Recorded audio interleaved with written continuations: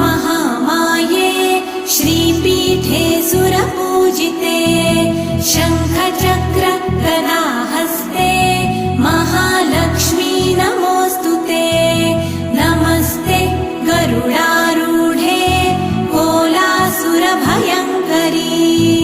सर्वपाप हरे देवी महालक्ष्मी नमोऽस्तुते महादेव्यै च विद्महे विष्णुपत्न्यै च धीमहि तन्नो लक्ष्मी प्रचोदयात्।